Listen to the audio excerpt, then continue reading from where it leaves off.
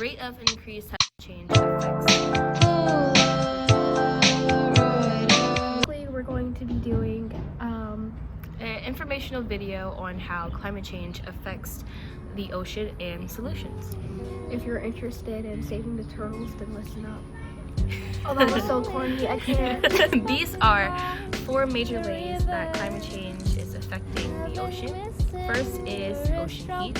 A troubling new study suggests the planet Earth is even more susceptible to fossil fuel emissions than previously thought. The studies found the world's oceans have absorbed 60% more heat per year than earlier estimates, and those findings could have serious implications in the fight against climate change. Then there's sea surface temperature.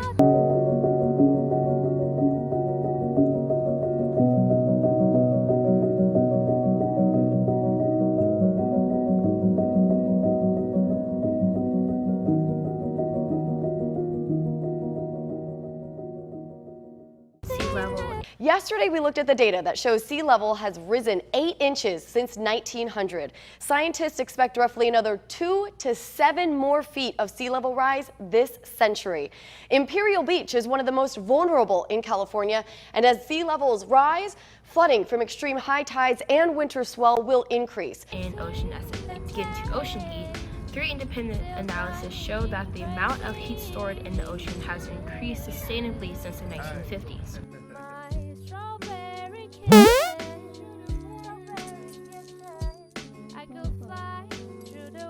Ocean heat content not only determines sea surface temperature, but also affects sea level and currents. So basically, heat absorbed by the ocean determines sea surface temperature, but also affects sea level and currents.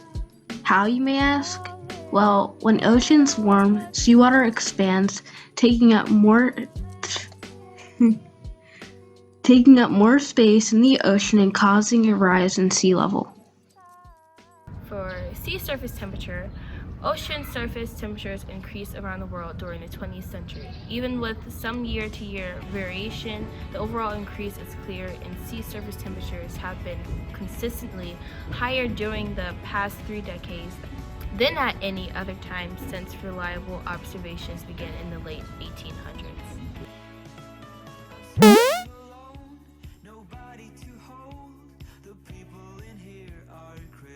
For sea level, when average over all of the world's oceans, sea level has risen at a rate of roughly 0.6 of an inch per decade since 1880.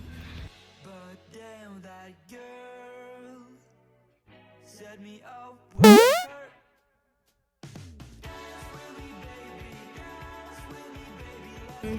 The rate of increase has accelerated in recent years to more than an inch per decade. Changes in sea level relative to the land vary by region.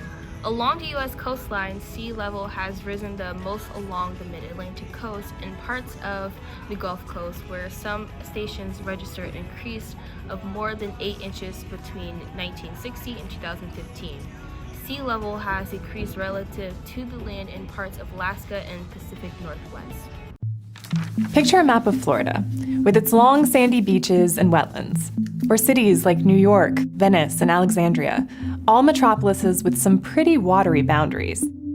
Now, try to picture what these might look like in 100 years. The Sunshine State might look very different than it does today. The same goes for Manhattan Island or Mumbai. This is our best guess of a warmer future, one where sea levels are gnawing away at the corners of our carefully drawn maps. Coastal cities are first in line for big changes, and some that can afford it are gearing up to spend billions to make sure they survive. For ocean acidity, the ocean has become more acidic over the past few decades because of increased levels of atmospheric carbon dioxide, which dissolves in the water.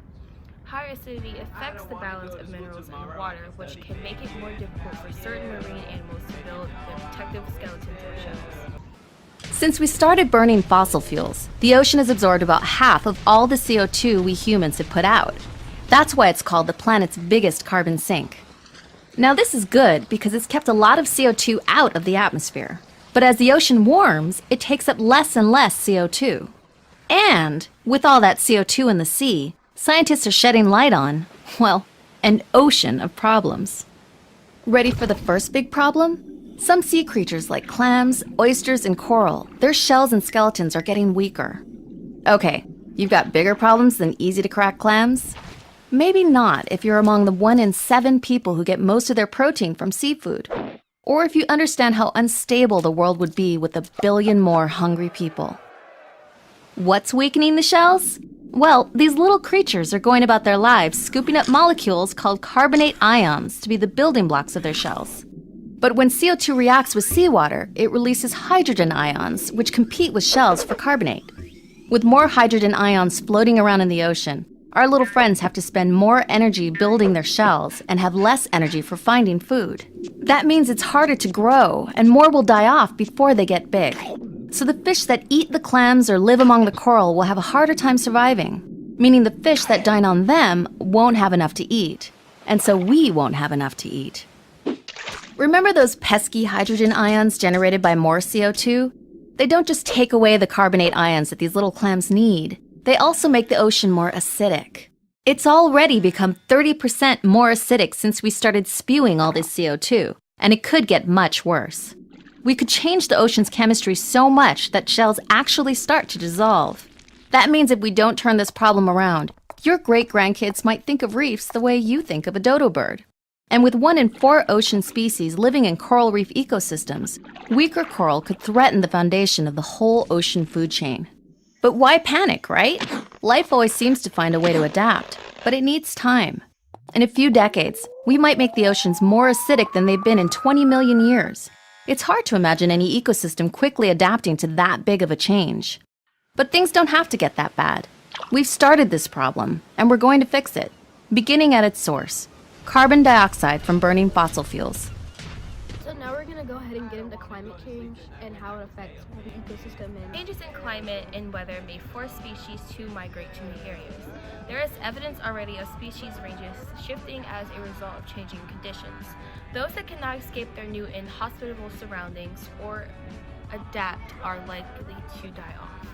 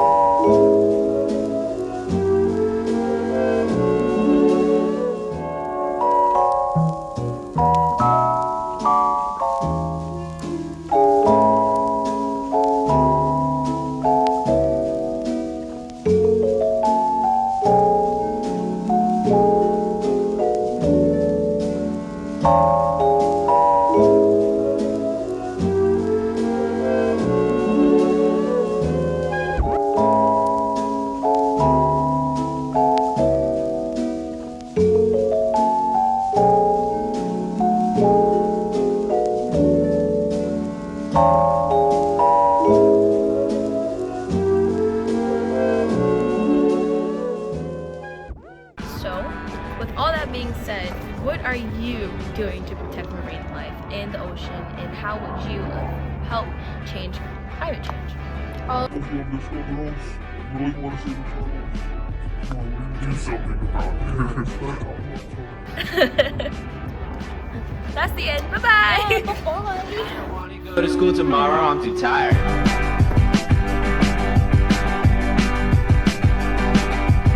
I don't want to go to sleep tonight, I'll see the fire. We had too many